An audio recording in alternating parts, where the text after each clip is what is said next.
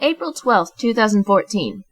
Now, I don't have this written down, but I don't know, it was a really weird dream. That's how weird it was. So, what I can remember is that I was at Hogwarts. Hogwarts looked really different. It was like, I don't know, like way modernized or something. I don't even know what was going on. And I was Harry Potter, except I wasn't Harry Potter. I was Harrietta Potter. And so they called me Harry, as in Harrri.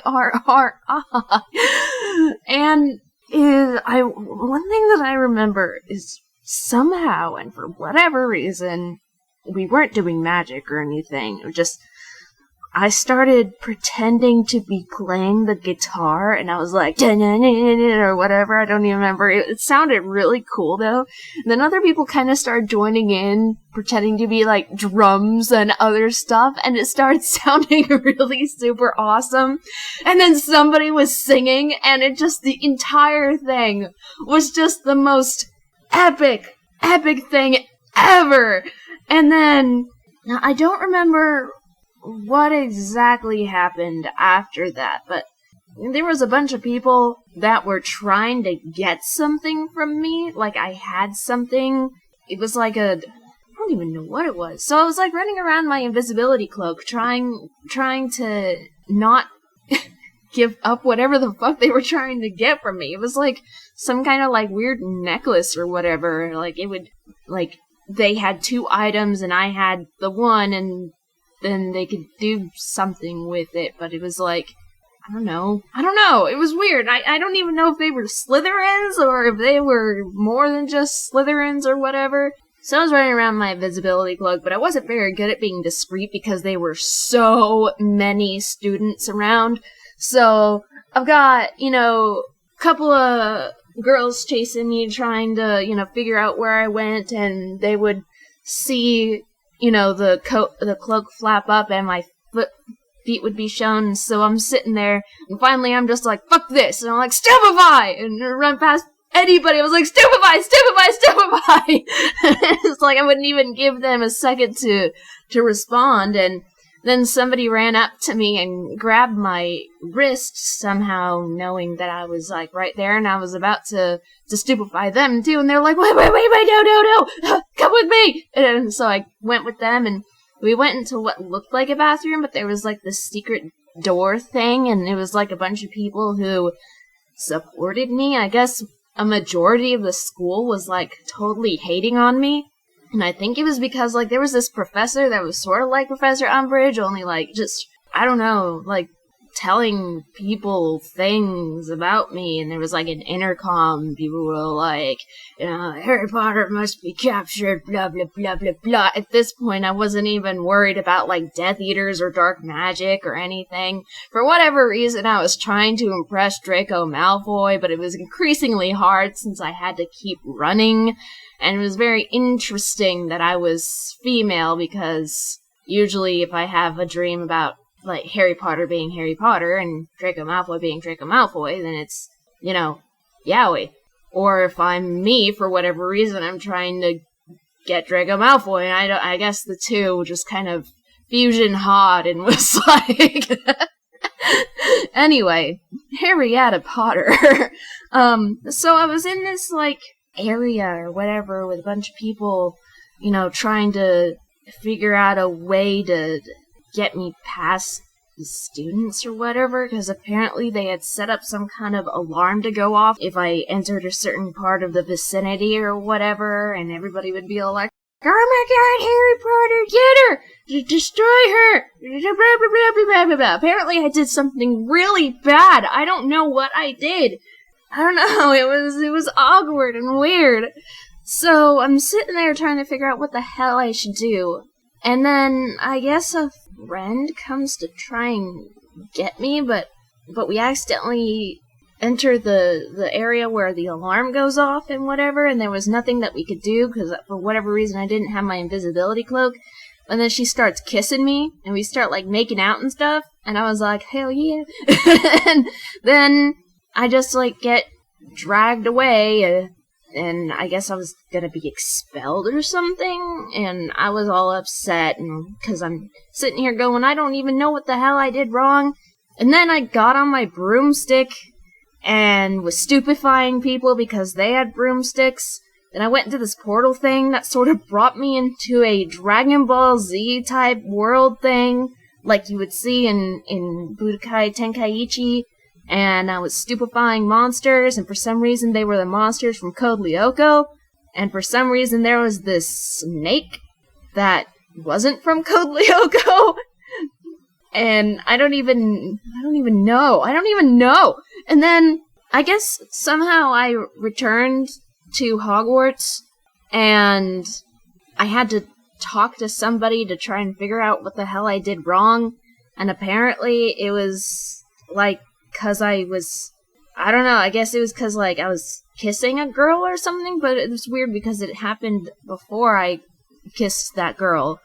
And then I guess I kissed another girl, and the other girl saw and was like, oh my god, and I was like, I had to explain, I'm like, I didn't kiss her, she kissed me, okay, I'm sorry, and blah blah blah blah blah. And I don't know, I was still trying to impress Draco Malfoy, even though I totally wanted to be with this girl, and she totally wanted to be with me, and it was, like, weird. And then I was, like, not being chased anymore. And then, okay, then I was me again. And I had a bunch of friends around and stuff, and I guess we were doing we were playing Harry Potter or something. My wand was a chopstick. And we had agreed, well, I thought we had agreed that I was going to be Harry Potter, but I was a male Harry Potter. And then, came in, and the guy who was playing Draco Malfoy called somebody else Potter, and I was like, hey! I thought I was Harry Potter! So we were getting in an argument like Harry Potter and Draco Malfoy would. And I turned to the Hermione and I was like, tell him I'm Harry Potter! And then I turned to the other quote-unquote Harry Potter, and I'm like, can I wear those glasses? And he's like, I actually need these glasses. And I'm like, fuck, I need glasses. And then my teeth started, like, getting loose and falling out, and I had a lisp, and I was afraid because for some reason I was still trying to impress Draco Malfoy. Apparently the boy who was playing Draco became Draco, and then we all became people that were the characters. Like, I was actually Harry Potter, and I was the boy Harry Potter, and Hermione was Hermione. But then I started getting lucid. And I wiggled my teeth, and I'm sitting there with a lisp going, oh my god, Draco's gonna make fun of me for having a lisp, what do I do? And I twisted my tooth, and it hurt like hell, and it's weird because you're not supposed to feel pain in your dreams, but I do all the time. And so I twisted it, and I pulled it out. Then another one got loose, and I pulled that out, and I held them out to Hermione. I'm like, why is it that I always dream about my teeth falling out?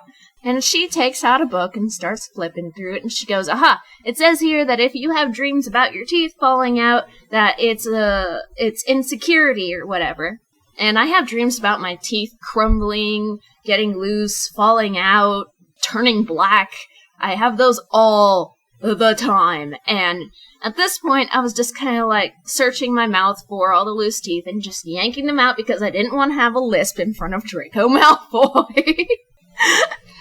Okay, and then, apparently, what we were all in this room for was for some kind of big test, like a practical exam that wasn't like OWLs or anything. We had to try and impress this teacher who appeared to be a fusion ha version of Professor Slughorn and Professor Flitwick. So you have this, like, 4-foot high fat man. I don't even know, and apparently my spell was to turn myself female, which wouldn't make sense because in my dream earlier I was already a female version of Harry Potter, but now I was gonna turn myself female. And not only that, but I was able to, like, precisely, like, fix attributes and stuff, and my hair was nice and long, and, you know, my glasses, I had glasses now, I guess, and I was all skinny and pretty, and people were like, oh my god, Harry Potter's hot. Like, yay, I'm like Harry Potter, I'm a female, and I don't know what it was, but for some reason I was now in a wheelchair. And I guess now Draco Malfoy was all, like, friendly towards me, but I was still a little wary because, you know, we were still enemies, and we were like, well, I still don't trust you, I'm just gonna keep an eye on you. And he was pushing me in my wheelchair outside in the Muggleverse, and the people, you know, who recognized my face was all like, oh my god, Harry Potter's a chick now, oh my god, look how hot she looks, and blah blah blah. You could tell that in my dreams I really, really, really, really want to be hot, okay? And then he pushed me, it was like getting really cold, and he pushed me to this, like, parking lot, and then started pushing me down to this, like, you know how subways have, like, downstairs type things? Well, it was like that, where it was like a downstairs thing going underground, but it wasn't a subway, it was like some kind of storage cellar or whatever. And I couldn't get out of my wheelchair, and I was like, what are you doing, Draco? What are you doing? I trusted you! I thought what we had was special! I didn't say that, but I was freaking out, because he started running down the stairs, and started pushing me down the stairs, but he still had me. So it was like he was making it seem like it was super, super duper scary, but he was making sure that I also didn't, like, get hurt, as if he just wanted to frighten me or something. And then we were down there, and it was god-forsaken, freezing, fucking cold as hell. It was freezing, and I could see my breath, and the walls were all, like, icy blue and stuff, and his excuse for taking me down there, apparently, was to get me warm. He knew it was cold, and so he, like, held me to warm me up, and I was freaking out, and I was, like, not freaking out, like, in the good way, like, oh my god, Draco Malfoy is holding me, and this is, like, totally awesome, but more like, oh my god, this is fucking cold, why the hell did he bring me down here, this is not pleasurable at all. And then my rat was in front of my face, and I woke up. And there was my rat. Because Michael puts my rats next to me when it is time for me to wake up. It is the most effective way to wake me up, to put my rats there, and I sleepily try to, make sure Rem doesn't jump off the bed, because now he knows he won't die if he jumps off the bed. And poor Ezio's sitting there, like, kissing my face, and I'm sitting there going, Rem, don't jump off the bed! And I'm trying to keep him with me, and then he jumps off the bed, and I sit up, and I'm like, oh my god, Rem! So I have to go track him down, and I go, and he's not in the kitchen, so I take the treat bag, and I shake it. Mike was in the bedroom, and apparently Rem just snuck right past him. I shake the bag, and Rem comes out of the bedroom, and I gave him his little snack treat. I give Ezio his little snack treat. And that's really all I can remember of this dream. Harrietta Potter! Oh! And there was also it just came to me, completely unrelated to the Harry Potter dreams. I was dreaming about the euthanasia coaster, but the coaster that I was looking at was like a scaled down model of what the coaster would be. It was like a legal sized coaster, but it still had the 7 loops and stuff. And I guess it was literally scaled down, you know, ratio-wise, so the car wasn't big enough for an actual person to go in. It was like a real live, so you could watch it or whatever, and it wasn't really doing anything. The track was a sort of like conveyor belt thing that it was moving, so if you set something on it, then it'll move it up all the way to the tippy top. Whatever was on there that then would be, you know, dropped, and it would go down and be propelled and whatever. So what did I use? I think I had these toys that were alive. Okay, I had Rainbow Dash, Pinkie Pie, and Sonic the Hedgehog for whatever reason. And they were in this little dollhouse, and I looked through the window, and I'm like, Sonic, you want to ride the euthanasia coaster? And he's all like, no, I'm trying to figure out who keeps using my duct tape. So I take Rainbow Dash, who was asleep apparently, and when I touched her, she wasn't sentient anymore. Sentient? I don't know. She turned into a little plastic toy, and I took this little car, and I stuck her in the car, and I used Sonic's tape. Apparently I had been the one who had taken it, but Sonic was blaming Pinkie Pie. And I took the tape, and I, secured Rainbow Dash into this little car, and then I put it on the belt, and watched it go up, and I ran to the side of this, little coaster, and, I watched the car go up and up and up, and then drop and go through the 7 loops. I'm like, holy shit, that thing is fucking fast! And I'm all like, I wish it was big enough for me to ride on it! Because, that would be really cool if they made a small version of the euthanasia coaster for people who would want to ride the euthanasia coaster and not die. And be like, what will 7 loops do to me? This is so cool! And then, I guess people were still working on it, like it wasn't finished or whatever. Like it was supposed to be a visual attraction type thing to show, how it would go or whatever. I don't know.